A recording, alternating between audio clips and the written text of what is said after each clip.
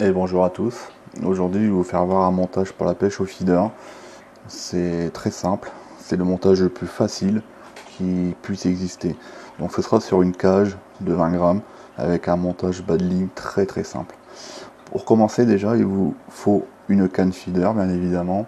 Celle-ci, à l'occurrence, elle est plus toute jeune, mais j'ai hâte de la tester. C'est un cadeau qu'on m'a fait. Moulinet 9 Okuma à feeder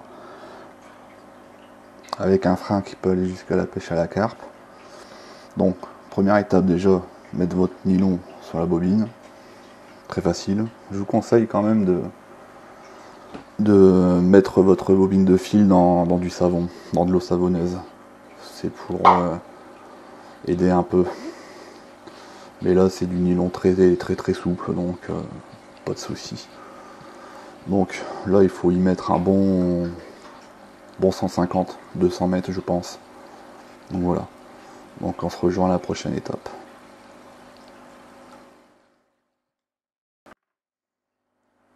Une fois les 150 mètres de nylon mis à vos bobines, on va pouvoir passer au montage. Alors, de toute façon, pour un montage feeder, il faut intégralement faire passer le nylon dans tous les anneaux jusqu'au sion interchangeable. Quand il faut changer de sion, il faut couper le montage et le refaire. Ça, par contre, c'est un peu chiant, mais c'est comme ça pour la pêche au feeder. Alors, en ce qui concerne le montage en lui-même, bon, moi ici je vais le faire directement sur le reste de ma bobine de nylon. Il me reste quoi, même pas 5 mètres. Donc ce sera un montage exemple. Donc dans un premier temps, il va falloir y mettre un stop float. Un stop float, c'est quoi? C'est une toute petite olive que l'on met sur le nylon, comme son nom l'indique, pour stopper le float. Généralement utilisé dans la pêche à la truite. Donc là, vu que c'est des tout petits stop float, il faut avoir une vue impeccable. Voilà. C'est très simple, hein. Vous passez dans le petit œillet en ferraille, vous prenez votre nylon, vous le tendez, et vous montez le stop float sur votre nylon. Tout simplement. Donc, une fois le premier stop float engagé, c'est un bon début. Nous allons venir y mettre un kit de montage coulissant. Ça s'achète tout prêt, hein, au cas où. Mais vous pouvez faire vous-même avec des montages à carpe, dans les rayons carpistes à la batterie. Donc, c'est un montage coulissant avec une agrafe, comme pour la pêche au leurre. Maintenant, il faut un deuxième stop float, un à l'avant et un à la sortie. Comme ça, votre montage, il ne coulisse pas très facilement et vous pouvez faire vos réglages beaucoup plus facilement. Voilà, même procédure. Vous prenez votre stop float, vous le faites coulisser sur votre nylon et vous le remontez jusqu'à la petite butée qu'il y a ici. Donc là, le montage, il est presque fini. C'est très facile, hein. Alors, la prochaine étape, c'est de venir mettre juste en dessous votre montage coulissant ce qu'on appelle un quick change, c'est-à-dire un petit clip rapide pour y mettre votre bas de ligne, pour pouvoir changer vos bas de ligne bien évidemment en cas de casse. Voilà. Alors c'est très simple, hein. C'est un émerillon avec une agrafe et un stop coulissant. Donc, pour être très simple, un quick change, c'est comme un émerillon pour un leurre, enfin un balding en fluorocarbone par exemple. Vous passez votre nylon dans l'émerillon et vous venez y faire un nœud cuillère, c'est-à-dire que vous allez faire une cocarde.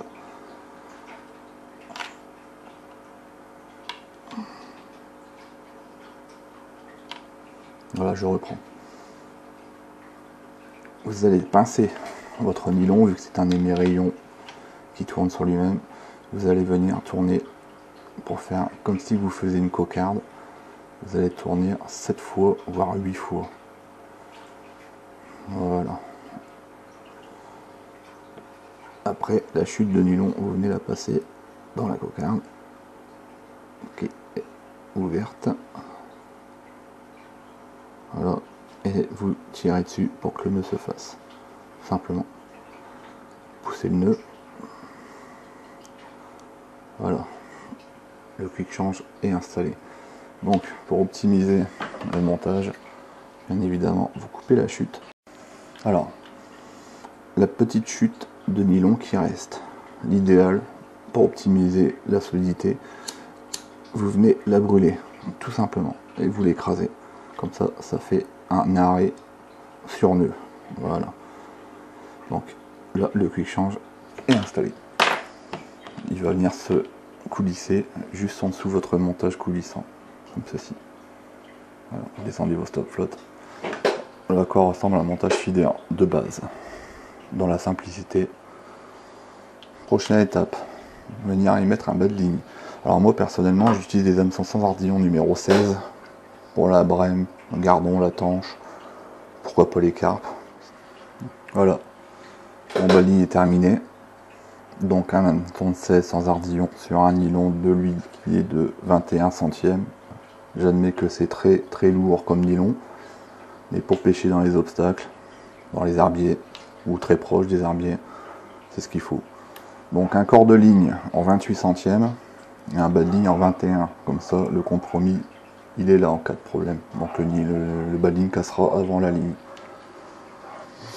Donc pour terminer ce montage, il est très simple, vous venez y mettre la cocarde de votre bas de ligne dans le quick change et vous descendez la petite gaine sur le quick. Donc là ça y est, c'est terminé.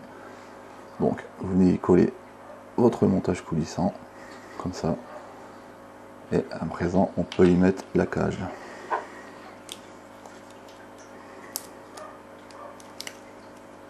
Alors moi j'ai choisi une cage de 20 grammes, c'est pour une pêche en étang. Après si vous descendez à 10 grammes, après c'est en fonction de votre canne aussi, ce qu'elle peut encaisser bien évidemment, comme les cannes à leurre, comme les cannes à brochet et tout. Il faut bien respecter bien évidemment les performances de la canne. Donc là, pour y mettre la cage, c'est extrêmement facile. Vous venez ouvrir votre agrafe, c'est comme pour changer un leurre sur une canne à brochet, c'est très simple. Vous venez y engager votre nylon de cage et vous refermez votre agrafe. Le montage est terminé. Donc, après pour la pêche, il suffira juste d'y rajouter des pelets mouillés avec un arôme éventuellement, ou une amorce feeder toute prête, vous pouvez faire vous-même, ou alors mettre du pain, ce que vous voulez, tant que ça tient à la cage un petit moment, le temps que ça se diffuse dans l'eau. Après, petit conseil supplémentaire, et je vois qu'il n'y a pas grand monde qui le fait, mais je vais vous le donner ce conseil, enfin c'est plus une astuce qu'autre chose. Si vous descendez votre poids de cage, par exemple, il existe maintenant des cages qui font 6, 7 grammes, 10 grammes, donc là vous pouvez utiliser des cannes assez légères. Vous pouvez y rajouter sur votre montage ce qu'on appelle un petit PVA bag. Un PVA bag, c'est un petit sac soluble qui va se fondre dans l'eau. Vous venez le rajouter près de votre cage, hein. Vous venez faire un nœud avec votre PVA, vous rajoutez des amorces dans le PVA et au contact de l'eau, le PVA va fondre et l'amorce restera elle sur place. Voilà. Cette vidéo était un test pour moi m'entraîner sur YouTube. Je n'ai pas le matériel nécessaire, ça se voit. Ça arrivera, et pour le moment j'espère que vous allez prendre du poisson, c'est mon but. J'espère en tout cas que ça vous aura plu.